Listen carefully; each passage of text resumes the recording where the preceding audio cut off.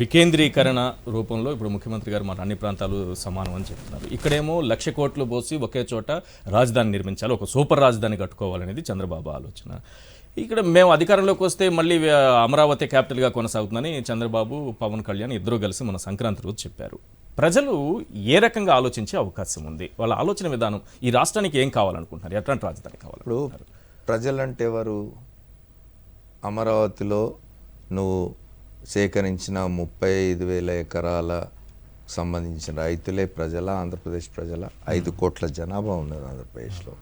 నేను ఇంతకుముందు కూడా చెప్పింది మళ్ళీ రీటరేట్ చేస్తూ ఉన్నాను. నేను ఆ 30,000 ఎకరాలకు సంబంధించిన రైతుల కోసం అని చెప్పి పట్టుబట్టి నువ్వు అక్కడే నేను అమరావతి పెడతా అంటే రాష్ట్ర వ్యాప్తంగా ఉన్న వాళ్ళు ఎంతమంది ఉంటారో 20,000 మంది, 30,000 మంది ఉంటారు. కోట్లాది మంది ప్రజలు, ఉత్తరాంధ్ర 3 జిల్లాల్లో ఉన్న ప్రజలు కానీ, రాయలసీమ 4 జిల్లాల్లో ఉన్న ప్రజలు కానీ, గోదావరి జిల్లాలు 2 జిల్లాల్లో ఉన్న ప్రజలు కానీ ఎందుకు దీనికి ఆమోదం తెలపాలా?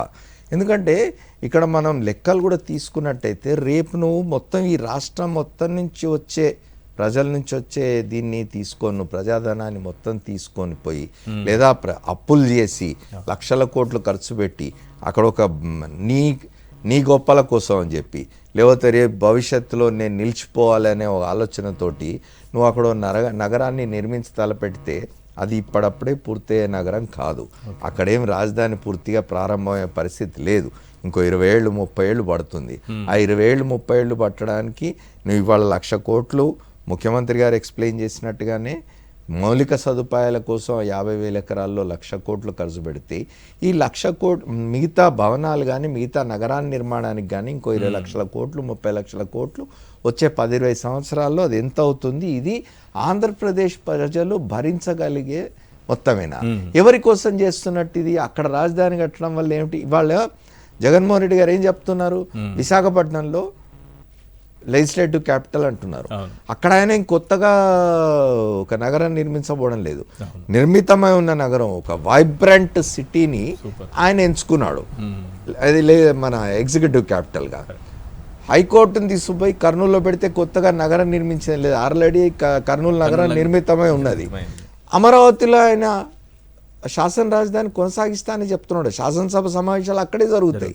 ఇప్పుడు నేను ఇంతకుముందు ప్రారంభంలో కూడా చెప్పినాను. నేను ఎవరైనా వెళ్ళిపోయి ఇంతకుముందు మిత్రుడు అమర్నాథ్ కూడా మాట చెప్పినాడు ఏంటంటే ఛత్తీస్గఢ్ రాయ్పూర్ గురించి చెప్పినారు అమర్నాథ్ మీరు. ఇప్పుడు రాయ్పూర్ కూడా కొత్తగా నిర్మించే ప్రయత్నం చేసినారు.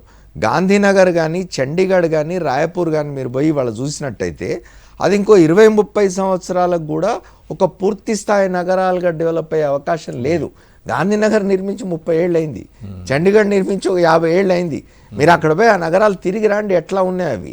అవి ఒక ఫుల్ ఫ్లెడ్జ్డ్ సిటీస్గా డెవలప్ కావడం అంత సులభం కాదు. అక్కడ ఇండస్ట్రియల్ డెవలప్మెంట్ కానీ అక్కడ ఇతర ఐటీ కంపెనీలు రావడానికి కానీ ఇంకోటి కానీ అంత సులభమైన విషయం కాదు. విశాఖపట్నం ఆల్రెడీ ఇప్పుడు మీకు ఇంకోటి ఆంధ్రప్రదేశ్లో మీరు ఐటీ కంపెనీల కోసం కావాలంటే రాయలసీమలో కొన్ని ఉన్నాయి ప్రాంతాలు. ఇవాళ మీకు సెజ్ ఉన్నది.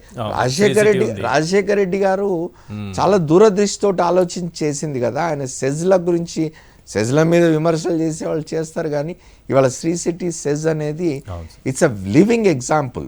ఎట్లా మీకు ఇండస్ట్రియల్ డెవలప్మెంట్కి కానీ లేకపోతే ఎంప్లాయ్మెంట్ జనరేషన్ కానీ ఈ సెజ్ల అవసరం.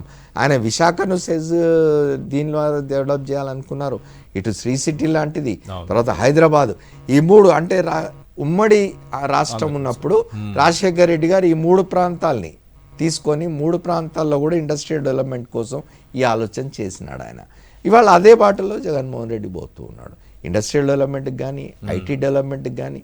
తర్వాత ఆయన తన ఉపన్యాసంలో చెప్పినారు ముఖ్యమంత్రి వాళ్ళ basically this is an agrarian state Andhra Pradesh అనేది. తర్వాత ఎన్ని వనరులు మీకు ఇవాళ విశాఖపట్నం అనేది రోడ్వేస్, రైల్వేస్, సీ, తర్వాత ఆకాశయానం, 4 రకాలుగా కనెక్టివిటీ ఉన్న నగరం కదా విశాఖపట్నం. దాన్ని కాదని ఆయన మెచ్చుకున్నాడుగా శాసనసభలో చంద్రబాబు.